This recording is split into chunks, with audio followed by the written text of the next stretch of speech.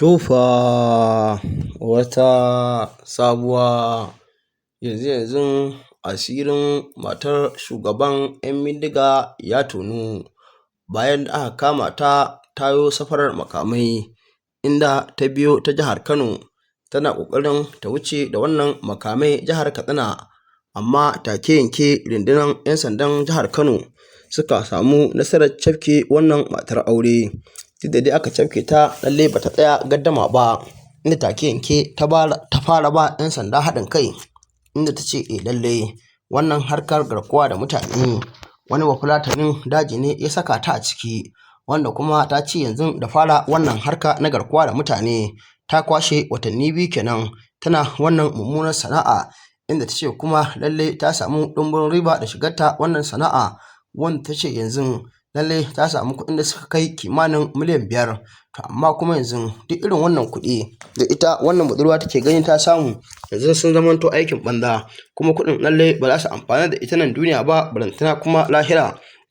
Tunda yanzu duk irin abin da ita wannan budurwa ta samu, to gaba ɗaya fa yanzu rundunar 'yan sanda za su kwace wannan kuɗin ne gaba ɗaya, inda kuma lallai za su riƙe su. Amma inda ce yanzu wannan kuɗin ta hanyar halak ne ta tsaya ta neme su, to lallai babu wani ɗan sanda da zai ce lallai bari ya ƙoƙari ya karɓi wannan kuɗi a hannunta. To amma dama an san wannan kuɗi na 'yan bindiga dukiyan al'umma ne, ko da wani lokaci idan sun yi garkuwa da su suke kwacewa da ƙarfin tsiya. To shi yasa kake ganin ko da wani lokaci su ma rundunar 'yan sandan Najeriya in sun samu nasarar kama wa'annan azzalumai, lallai duk wani abu da suka mallaka ake kwacewa, tunda an san dukiyan al'umma ne, sai a jefa ta bitin mali na gwamnati, wanda kuma a ƙarshe za a yi ma al'umma aiki da wannan kuɗi. Tunda idan aka ce yanzu wayannan 'yan bindiga an kama su an ɗaure su kuma an bar wannan dukiya, to kaga a ƙarshe 'yan uwansu sai su amfana da ita. To amma wannan hikima da 'yan sanda suke yi, kowa san hikima ita ce hikima daidai, wanda kuma duk gobe wani mai ƙoƙarin ya aikata laifi irin wannan mara kyau, to kaga da dinga ƙoƙarin ya dinga kiyayewa, wanda kuma za da dama ya ga irin wannan harka na garkuwa da mutane mata babu ruwansu a ciki, za ka ga maza su ne suke jefa kansu a cikin hatsari. To amma yanzu zamani ya riga ya canza, su kansu mata an fara ba su gurguwar shawara, inda cewa su shiga wannan harka ana samun kuɗi, wanda kuma duk wata harka da ake samun kuɗi wanda kasancewar ta saba ma Allah da manzansa, sannan kuma ta saba ma dokar ƙasar da kake kai, to barin wannan harkan lallai shine yafi. Tunda yanzu kowa san cewa a ƙasar nan tamu Najeriya bai halarta a sha giya ba, sannan kuma a ƙasar nan tamu Najeriya an hana yin fyaɗe, a ƙasar nan tamu Najeriya an hana zinace. To amma kuma duk da haka sai an samu masu irin wannan aikin laifi, sannan duk lokacin da aka kama su kuma sai ka ga suna yunƙurin su ce yau suka fara ko kuma kuskure ne, wanda ko a jihar Kano kuna gani banda kama masu garkuwa da mutanen ake ko da wani lokaci, hatta hukumar Hizba tana bin mutane